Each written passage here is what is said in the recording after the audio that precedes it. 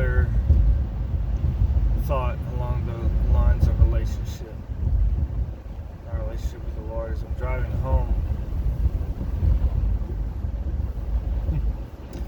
I'm thinking about human examples, person to person, father to child.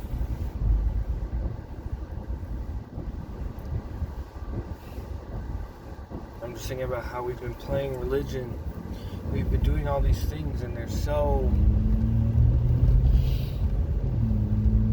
they're not synchronized. I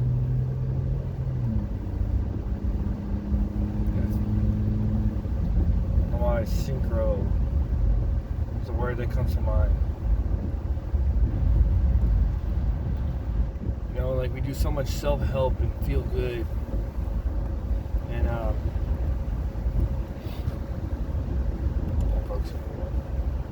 self-help and feel good, and we've mixed self-help with what is supposed to be our relationship with the Lord, which really in itself is religion. The simplicity is actually there. It's actually right in front of us. If you have, I've observed it, I haven't so much seen it, but if you have a relationship with a parent and a child, and the parent is not spending time with the child, but they're spending money on the child, let's just say you have a lot of money, and your family doesn't lack for money, but what they want is you. They want time with you. Time is precious. Time is priceless. Now, if your family is in need and you're not providing, especially if you can provide but you're not, but you're being stingy, it's another issue. We have all these real human examples, and I won't name people. I know people, dear, close people, and I've seen their relationships with their fathers, seen their relationships with the kids and the parents. See, one of the things you see a lot nowadays is where instead of interacting as much with the kids, I'm frustrated. I'm trying to work on something else. Throw a tablet in front of your child. Throw your child in front of the TV. And something that could be for learning on the side becomes a replacement for time spent. Well, how does this compare? What is the point of relationship with your family and relationship with the Lord? Well, it's pretty simple. If you are generously giving your money to your family, but your heart's not in it, if you're not connecting with them, your money, the value of what you've given is very little. Likewise, if a poor man works extra hard to provide a good Christmas for his kids, and it takes everything he has to pull it off, that's more valuable, because they know the effort that went behind it. They know Daddy had to work overtime. Daddy's already tired when he comes home, and he went and he provided above and beyond. It's still not the thing he provided.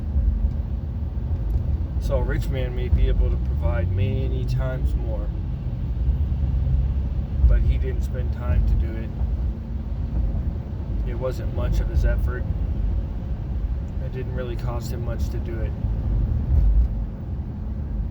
In the same way, if we do charity events, I see a lot of people nowadays, and they're, influencers of one sort or another. They videotape themselves giving something to someone who's poor or homeless.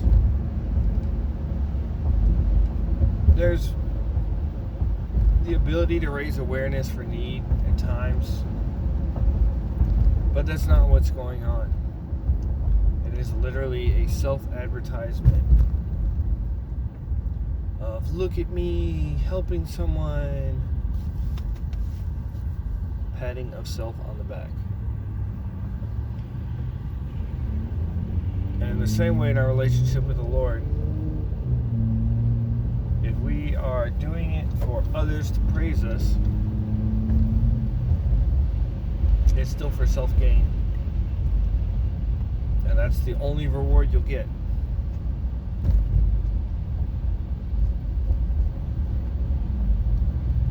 That parallel may make sense to some, may not make sense to others quite as well.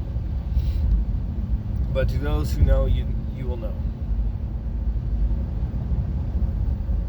Because at the end of the day, we're made in the Lord's image. That quite literally means that these emotions that we have, that we feel,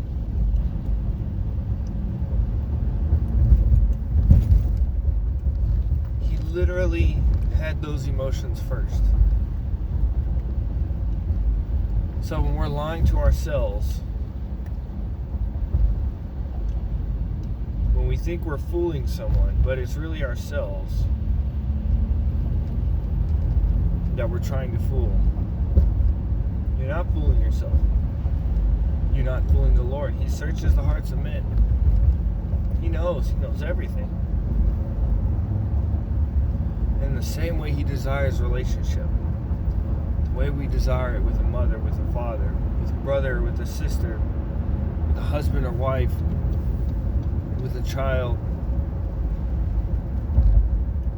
He has all of those emotions in a deeper way, in a more connected way than we could ever imagine. He can give them. He can receive them. He does receive them. Not as we tell ourselves we need them. He receives them based on the truth of your heart and the way you portrayed was not necessarily what was in your heart.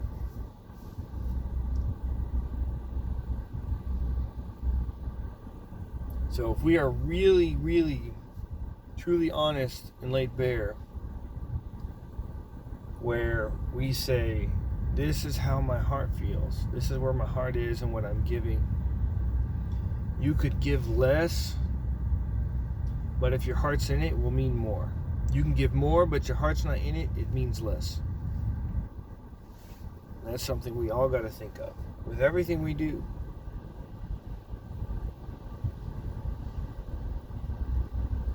So think about that. So if you're over here playing religion, I went to church, I dressed up, I gave a tithe and a big offering. Alright, but the Lord knows your heart.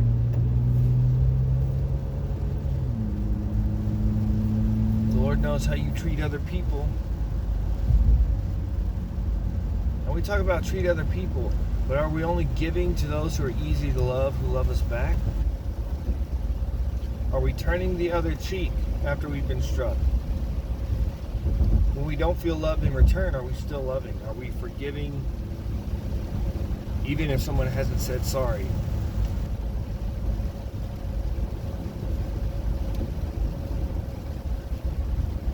As they were murdering Jesus, He said, forgive them, for they know not what they do. Have you looked at someone who's treated you wrong and realized they didn't know what they were doing because of something they're deceived in, the darkness in their life, and say, I forgive them, they don't know what they're doing? Because I'll tell you right now, a lot of hurtful people don't know what they're doing. They don't realize that they're passing on hurt and abuse that's happened to them. It's not justifying it, but it is breaking the chain that keeps it from holding on to you and causing you to turn around and hurt someone else. And by hurting someone else, it can mean different things. It doesn't mean you're turning around and becoming an evil, intentionally ill-willed person. It can quite literally mean that someone hurts you, and that keeps you from walking in faith. That keeps you from being all that you've been called to be. Well, I've been hurt. I don't mean to hurt anybody, but I'm going to minimalize my interactions with people because of the damage that's happened to me. I'm talking about myself, and I know I'm talking about other people. So we don't become who we would become if we weren't damaged or hurt. This is where the forgiveness breaks those chains. This is important. We can hear all these good messages over and over. I don't know how many times I've heard messages on giving and receiving and being kind, and I mean we have it laid out on how to walk in the gifts of the Spirit. And the greatest of these is love. Well, we have messages on love. We have songs on love. We have movies on love. We have everything. Love is not just the mushy, gushy, feel good. Love is not just, oh, you're hurt. Love is, you hurt me, and I still forgive you. That's love. There's not a lot of that really, truly goes around. That's some food for thought.